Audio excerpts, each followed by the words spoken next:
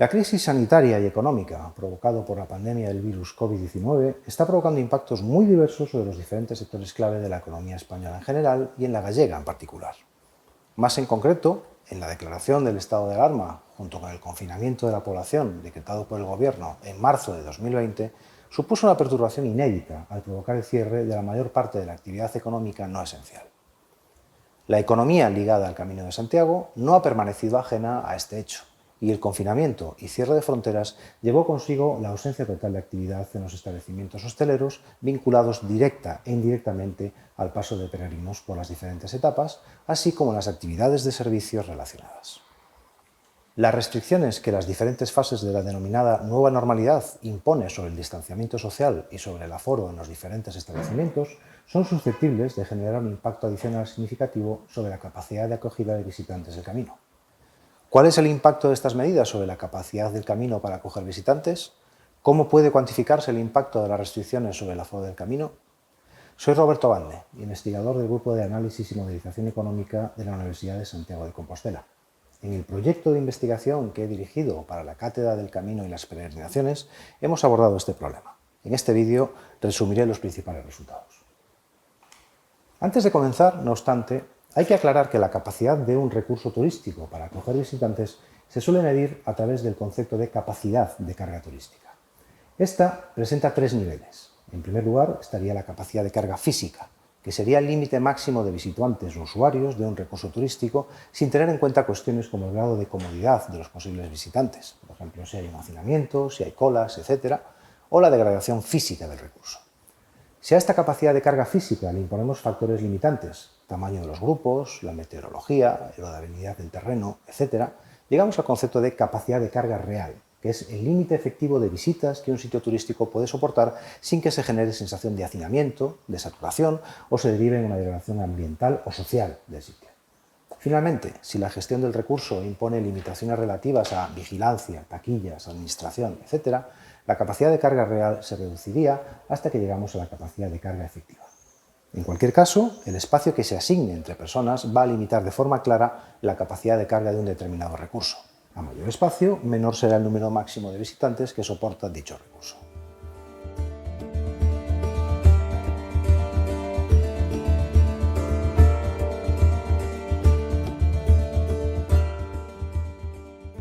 En el estudio hemos realizado los cálculos de estas magnitudes bajo diferentes alternativas. Se han elaborado dos escenarios alternativos, uno denominado escenario base, que se correspondería con la capacidad de carga del Camino en ausencia de restricciones por motivo de la pandemia, es decir, se correspondería con la capacidad de acogida de peregrinos del Camino en una situación de normalidad plena. El escenario alternativo se denomina escenario COVID y en él se impone una serie de limitaciones de espacio interpersonal. En concreto, y suponiendo que los peregrinos realizan el Camino en grupos, que tienen un tamaño medio de 2,7 personas, dato que hemos obtenido de diversas encuestas que hemos realizado en el marco de una investigación previa que nuestro grupo de investigación, el GAME, realizó para la Xunta de Galicia y Turismo de Galicia, imponemos la restricción de que estos grupos mantienen una distancia entre ellos de 50 metros, 25 en el escenario base, aunque los cálculos se han realizado para diferentes distancias con el objetivo de analizar la sensibilidad de los resultados al ajuste de este parámetro. Además, ampliamos el espacio personal a 2 metros cuadrados. Estas restricciones limitan la capacidad de carga física junto con otra serie de factores limitantes relacionados con la meteorología y que condicionan el comportamiento de los peregrinos. Así, en los días de mucho calor, los peregrinos suelen adelantar la salida para evitar las horas centrales. En los días de frío suelen retrasar la salida y en los días de lluvia caminan con más lentitud. Todo ello reduce la capacidad de carga física. Teniendo en cuenta todos estos aspectos, los sociales y los meteorológicos, procedimos al cálculo de la capacidad de carga real.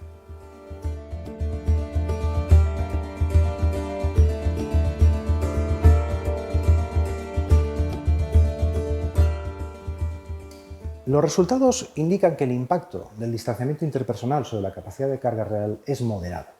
Si los peregrinos no modifican su comportamiento en cuanto al distanciamiento entre grupos y mantienen una distancia de 25 metros, el aumento de la distancia interpersonal dentro del grupo reduciría la capacidad de carga real en torno a un 17,8%.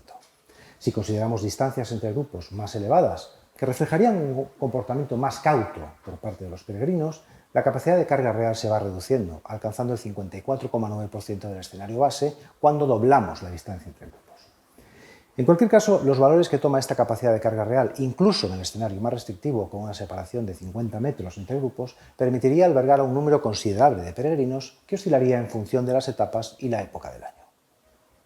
En resumen, a pesar de que la pandemia provocada por la COVID-19 restringe la capacidad del Camino francés para acoger peregrinos debido a las medidas de distanciamiento social para prevenir los contagios, los resultados de esta investigación revelan que dicha capacidad es todavía muy elevada y que permitiría acoger a un número considerable de visitantes. Por tanto, desde el punto de vista de la gestión de este recurso, no se detectan problemas que pudiesen poner en riesgo la sostenibilidad del camino desde la perspectiva de la capacidad de carga. El cumplimiento de las medidas de distanciamiento por parte de los peregrinos asegura una experiencia óptima desde el punto de vista de la seguridad personal y no restringe en exceso el aforo máximo del camino. Desde esta perspectiva, por tanto, los peregrinos pueden estar confiados de que el peregrinar a Santiago es una actividad segura.